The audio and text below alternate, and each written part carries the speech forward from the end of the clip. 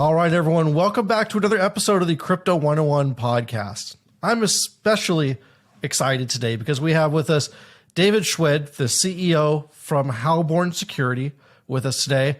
This is one of the guys that you don't run into very often in life. And I'm going to let the episode explain what I mean there. So let's get David on the stage right now. David, welcome to the Crypto 101 podcast. How you doing? I'm doing good. Thanks for having me. It's a pleasure to have you. I met you over at Solana Breakpoint last year, and we had the pleasure of just sitting down and chatting over a cup of coffee, just about the markets, security, things in general. But before we get into all that stuff, give us a little bit about your background for our listeners that aren't familiar with you yet. What were you doing before you got into the crypto space? Sure. I like to talk about my career in like three different arcs. The first part of my arc was just in TradFi, working at companies like Citicorp prior to the merger with Citigroup, Merrill Lynch, Marsh McLennan, Salman Smith Barney, and I worked in various infrastructure roles. And at a certain point in my career, I gravitated towards risk management and internal audit, and that was like the first light bulb in my head that went off. That I don't want to be just labeled as someone who's technical. I started to see the connection between what I did from a technical perspective and how I'm actually helping a business achieve their objectives through technology. And I started looking at it through a different lens, in the lens of managing risk. And I started interfacing with the different heads of businesses as opposed to just being siloed within a technology unit. And I started to really understand the challenges that the different heads of the businesses were facing as it relates to technology. So that was like the first phase of my career. In 2008, I co-founded a telecommunications company, which we ran for about 10 years. We bootstrapped the entire thing, and it was fairly successful for a bootstrap company. We went up to about 45 people, about $27 million in revenue. We were acquired back in 2018. And, after we were acquired, during while I was running the company is where I got introduced into blockchain. One of my clients was a very early adopter, and we became very close with him. And, I started getting interested in it in the sense, not that this is going to be worth money or this is going to start disrupting financial markets, unfortunately, because I would have bought more. But it was really more about this concept of this decentralized ledger that has this built-in resiliency that there's no centralized authority that could just go in and make changes to this ledger. And, my head started spinning as to what the potential use cases for this. And again, it wasn't financial markets. It was just more about potential replacement of just ledgers and databases in some respect. And when my company got acquired, I was just looking for my next opportunity. And this particular individual was working over at Galaxy Digital. And he was telling me how they're looking for their first chief security officer. And being a fan of digital ledger technology since, around 2012, I saw this as a great opportunity, number one, to take my love of blockchain and digital ledger technology, as well as my entrepreneurial side, and say, there really isn't a playbook for security yet. Although this is, at this point, 2018, the technology's been around for a couple of years, but there's no NIST framework, there's no COSO, or there's no COBIT or ITIL. I can't just Google best practices in blockchain security. So I took it as a challenge of, how do I stand something up when it hasn't really been done before? So I went over to Galaxy Digital. I stayed there for about a year. I've always had in me my bug to get into academia. So I left Galaxy Digital and I went into academia to stand up the cybersecurity program for a university over in New York. I did that for about a year. I'm still affiliated with the university, but I kind of put that on the burner at the moment, and still affiliated as like a practitioner in residence and really helping them form the curriculum. But I was approached to take on the position of global head of digital assets technology for BNY Mellon, which is the largest custodial bank in the world, custodying somewhere, I think at this point, like 45 or 46 trillion dollars worth of fiat.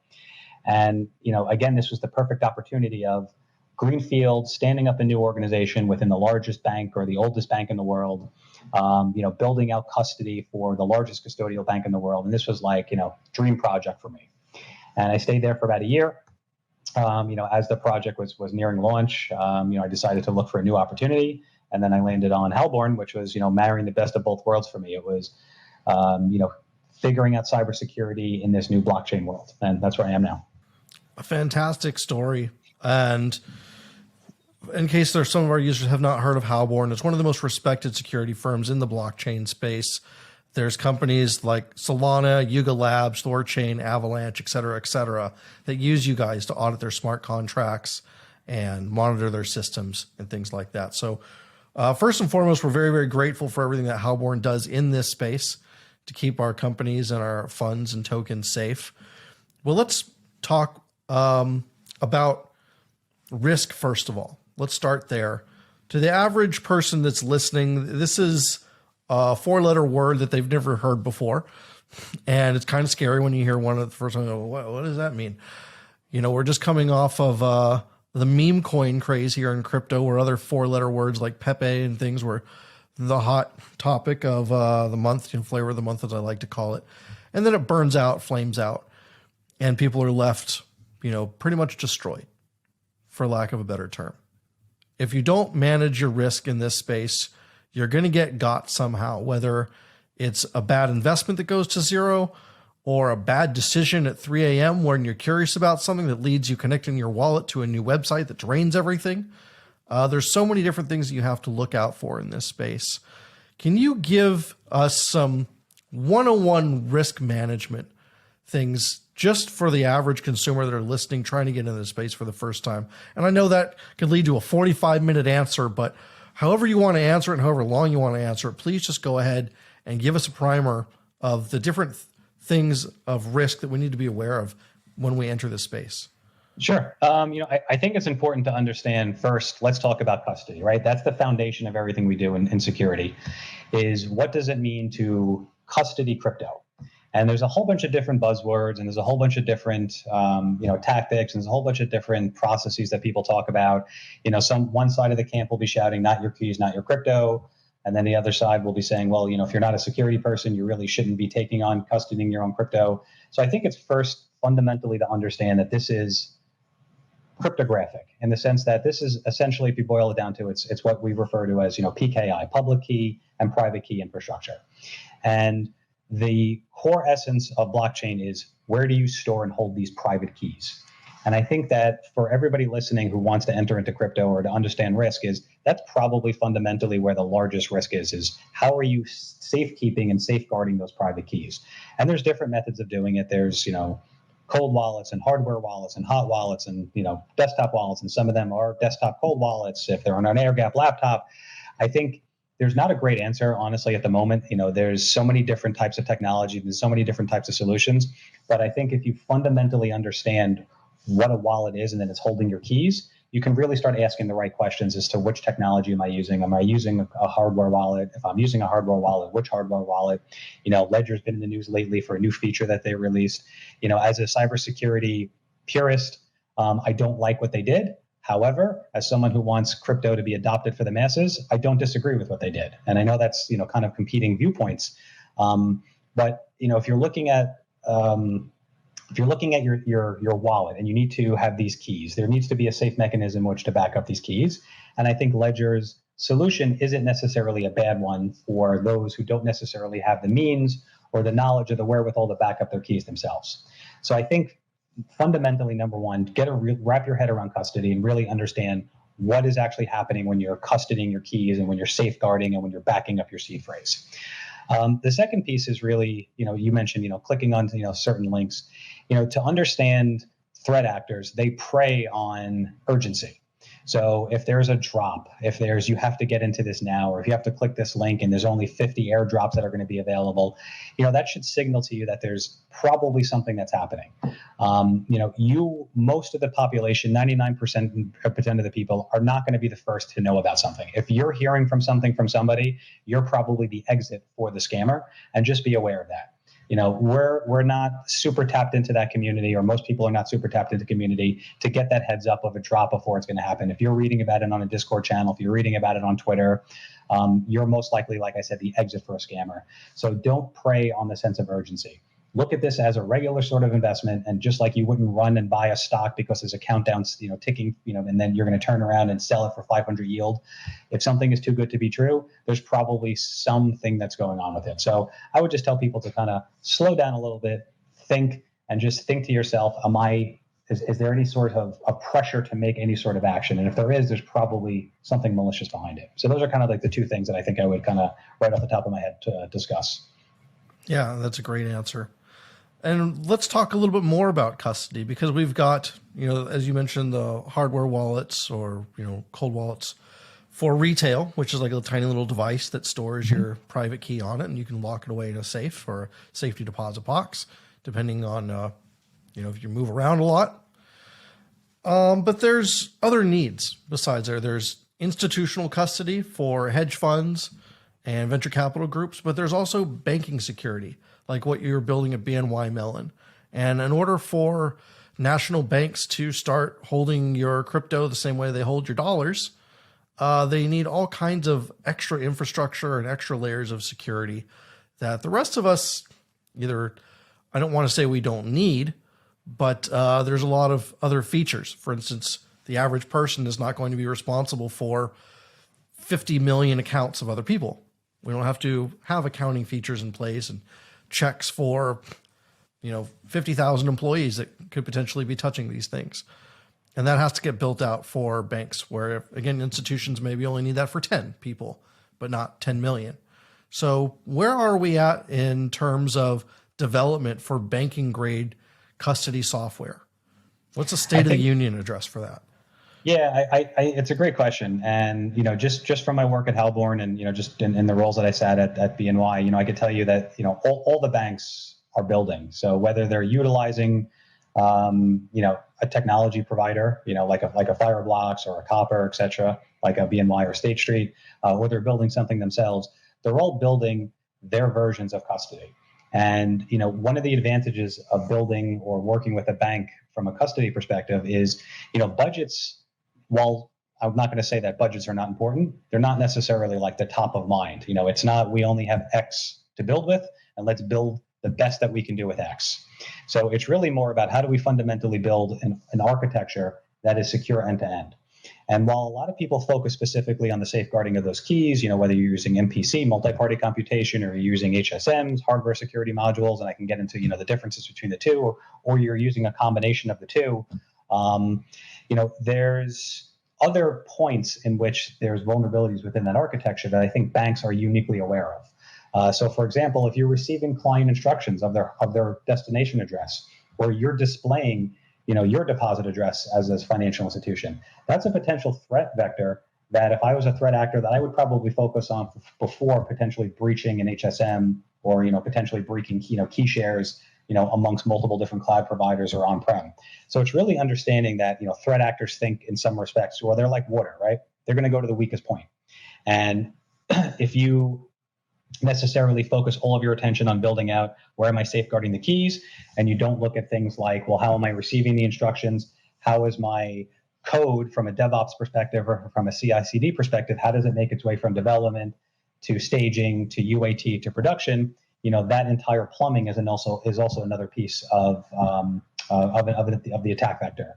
And the other piece too is insider threats, right? So if you identify multiple people within an organization and you look at, can they collude, whether it's 3 people, 4 people, 5 people, the reality is there is going to be that number within any institution where if X amount of people got together and colluded, that they might be able to do something malicious. So you have to operate under that assumption that you're not necessarily fully protected from an insider threat if that group grows large enough.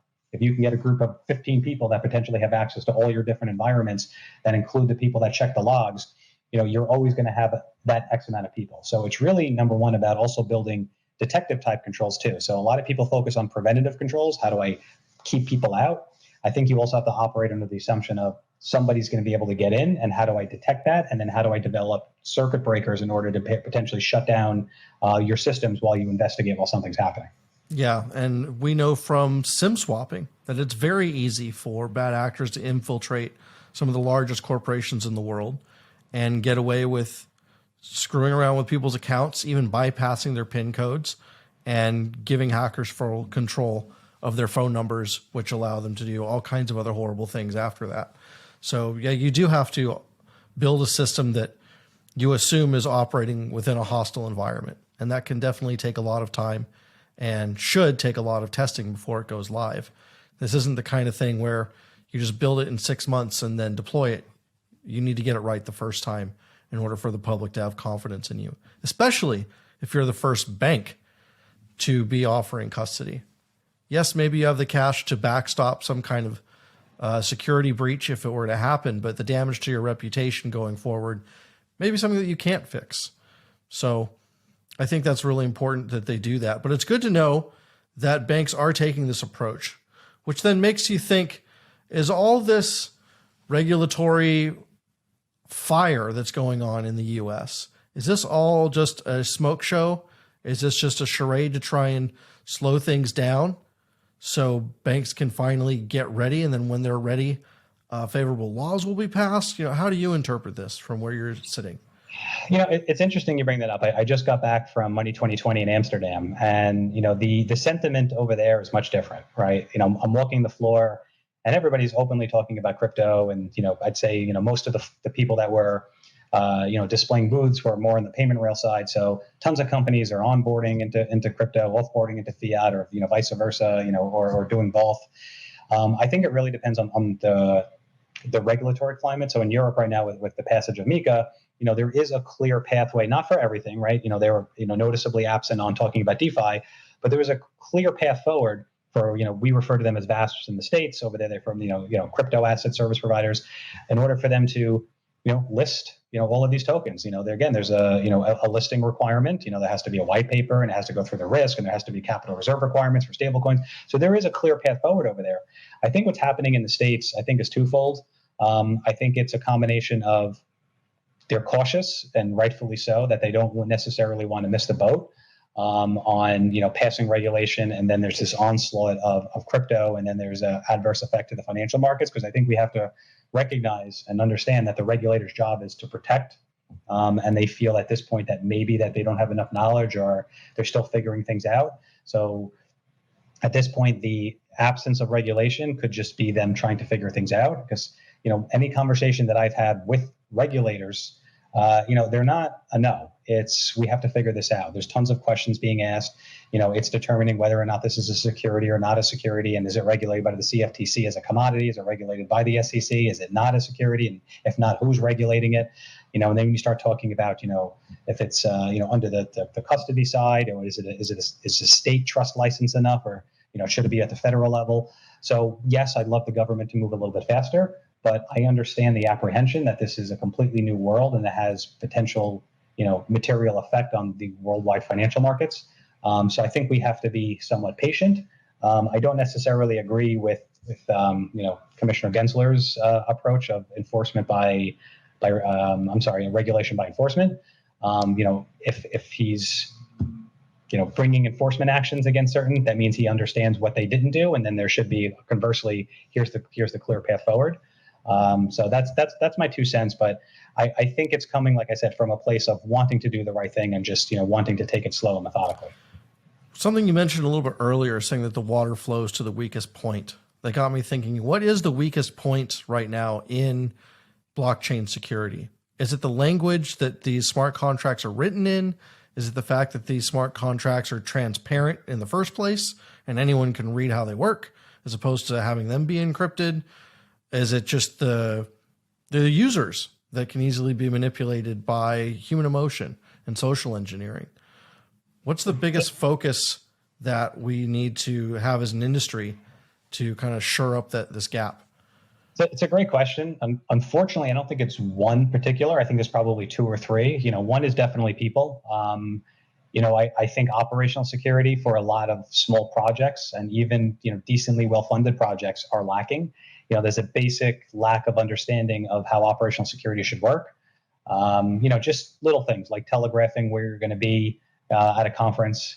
Most of these projects are not necessarily taking custody as seriously as they should. So it's generally like a mix of, let me do a gnosis safe on some ledgers amongst the founders. And if you understand where the founders are going to be at any particular time, now you have physically owning some of their machines. Most of these people are bringing their work laptops. So I think people and operational security are definitely one area.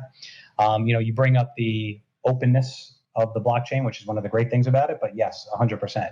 Having access to the source code absolutely gives threat actors a leg up than having a closed system. And I'm not necessarily saying one is better than the other, but I think there's a false sense of security in saying something's open source. I can't tell you how many times someone's like, oh, well, you should use Bitwarden over LastPass. Why? Bitwarden's open source. So my first question to them is, are you personally reviewing the code? Well, no. Somebody else is. Who? I don't know, but I'm sure somebody else is, and I'm sure they would find the issues.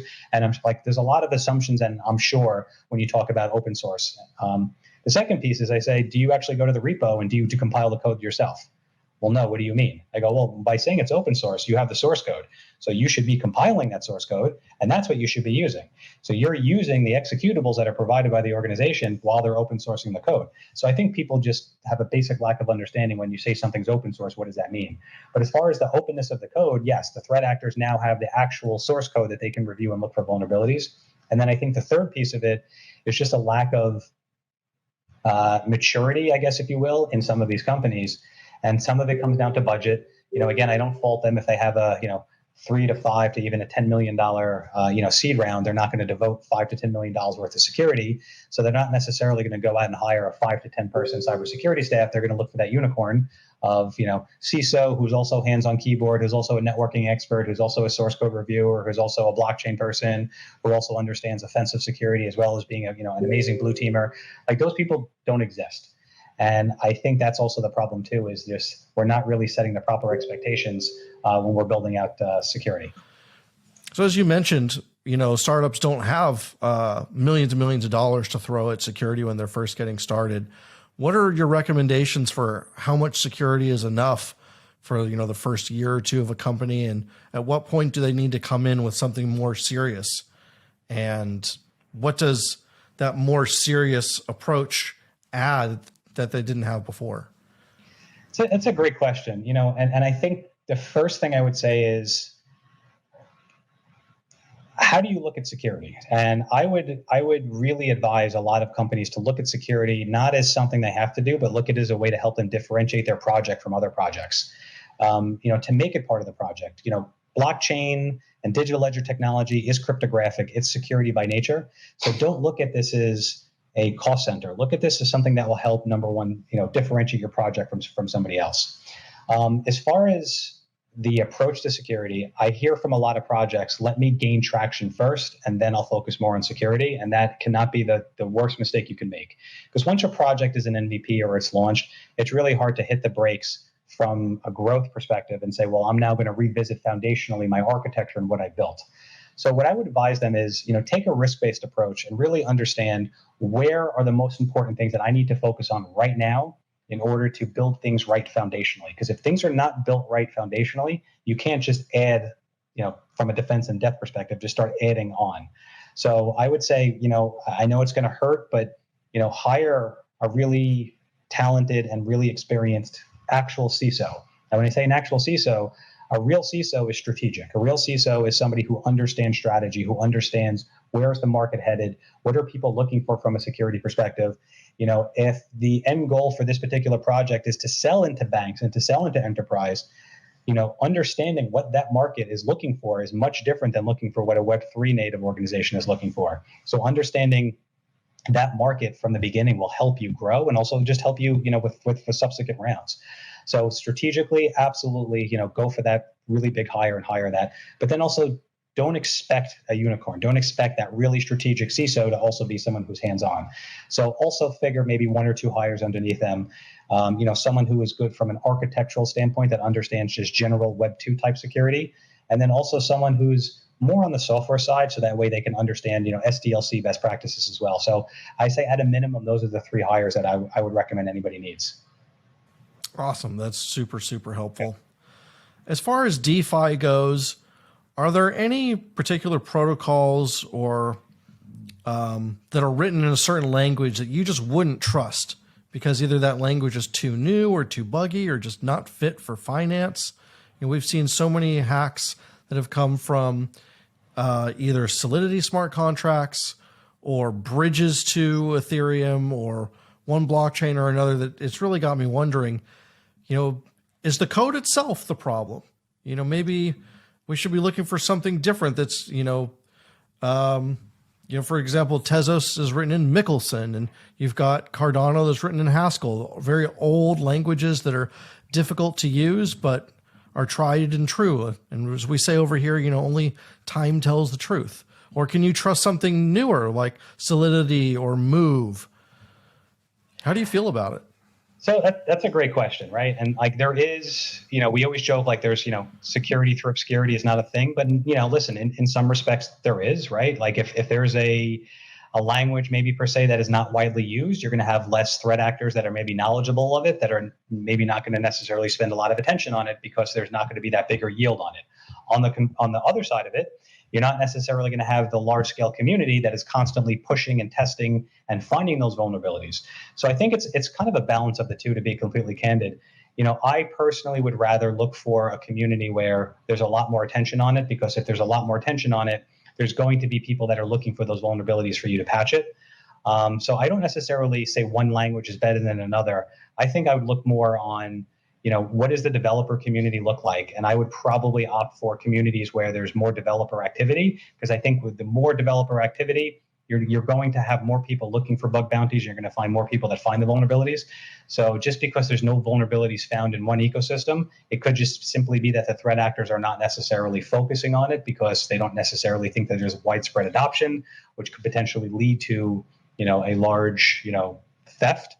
On the other hand, again, there's that security through obscurity. So if there isn't that, pushed from a threat actor perspective to look into a potential market, there is, I guess, the argument that maybe that is the area to go for.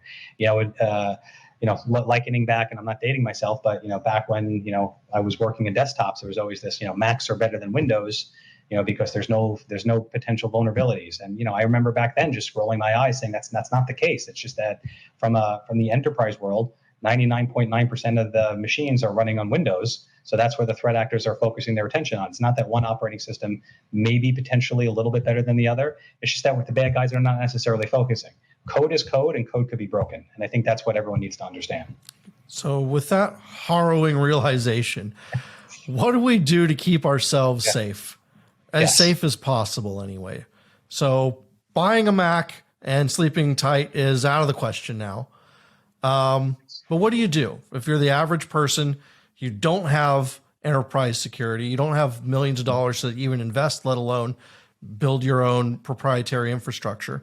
Do you just get like a hardened copy of CentOS and throw it on a machine and keep the machine off as much as possible? What do you do just as an average person? So, I mean, it's a great question, right? And unfortunately, I think it's a problem that hasn't been solved because, I could walk somebody through a very, very secure setup, but if you're not technical, you're not necessarily going to know how to use it. And there's always this debate on security versus convenience. As security goes up, convenience goes down. Could I talk to somebody about an air-gapped laptop that's sitting in a safety deposit box at a bank, and that anytime I want to do any sort of crypto transaction, I have to go to the bank with my air gap, do an offline signing, put it back in the safe? Potentially yes, but that from a convenience factor, that's not good. Can I go even further and say, multiple safety deposit boxes and use multi-signatures? Yes, that's even better. Now I've spread my, keys amongst multiple different, banks and physical security, and now I have to do offline signing in multiple geographic locations. But the convenience factor is now severely limited. And then on the other side of it, well, if I just keep everything on my phone and I could just sign my transaction, that's inherently more convenient because then I could just sign my transaction wherever I am. Well, now my keys are exposed 24/7 sitting on, a mobile device. So it's really finding that right balance between, what gives you that level of security to the point where you're not going to find workarounds from a convenience perspective. So I think the right answer for most folks is, again, assuming you want to go down the road of, adding, multiple layers of controls, which I highly recommend, and assuming you want to self-custody, is I would say, go down the multi-signature route. And then, have multiple hardware wallets, and I would say do offline signing. I think between those three, I think you're really going to significantly reduce your threat landscape. Now, again, when you start looking at hardware wallets, you're going to have people that say anything that has an antenna on it, you shouldn't be using. So if you're looking at a Ledger device, some of their devices have Bluetooth capability, which again adds to the convenience factor. But the security purists are going to tell you anything with an antenna has an additional attack vector.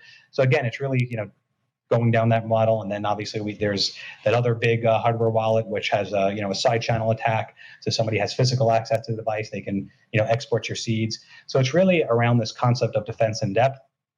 How many different layers of controls can I put on top of it? So if I'm going to use multiple wallets, I'll always use that 25th seed word. Like I said, I would always recommend using multi-sig, and then keeping those wallets potentially in different locations. I think would be probably the best, assuming you're just macro holding and not necessarily doing trading every day. I think that would again, significantly reduce the threat landscape. That coupled with offline signing as well. Those are all great suggestions. And I'd like to throw in a few of my own that I use as well.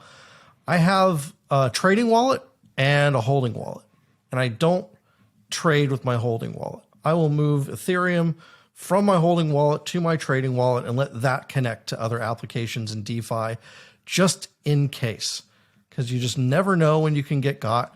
I've logged into a scam exchange before and had my funds drained. Thankfully, I had that set up, so my loss was only a couple $100s instead of my entire holdings. And just that's one simple thing. Yeah, it costs a few extra bucks in gas, but it's so worth it just to have that kind of setup. Like, it's like a wallet that you walk around with during the day. You wouldn't walk around with your entire bank account everywhere you go, would you? No, you just take what you need out with you. Absolutely. So two quick things on that. Number one, that's how most enterprise custody is. You have your cold wallet, and then you have it sweeping to the hot wallet before it hits the street, because exactly for that purpose. You want to have that barrier where you're saying, 90% or 85%, whatever allocation from a risk perspective, I want to have in this, when I say defense in depth, it's cold wallet. So it's completely offline. And then you have, white rules saying that the cold wallet can only talk to your hot wallet, which then goes out. And then if I want to make a trade, that hot wallet is just replenished just enough in order to make that transaction that transaction out. So 100%. And then if you want to liken it to non-crypto, I do the same thing today with my ACH payments. I have multiple bank accounts, and anything that does an ACH draw on my bank account does not contain most of my money. And whenever I need to replenish that bank account that has my ACH pulls out, I wire money from one bank account to another bank account, and that's what's used to pull my ACH out. So it's the same type of setup that we've seen, in our Web 2 world or our TradFi world, that we can replicate into crypto. So 100% agree with your setup. Awesome. And there's another plugin I use as well to help me from avoiding that same pitfall that I ran into when I was new, and it's called Fishfort. Phishfort.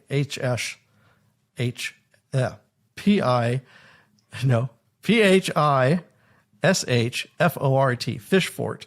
There's a tongue twister.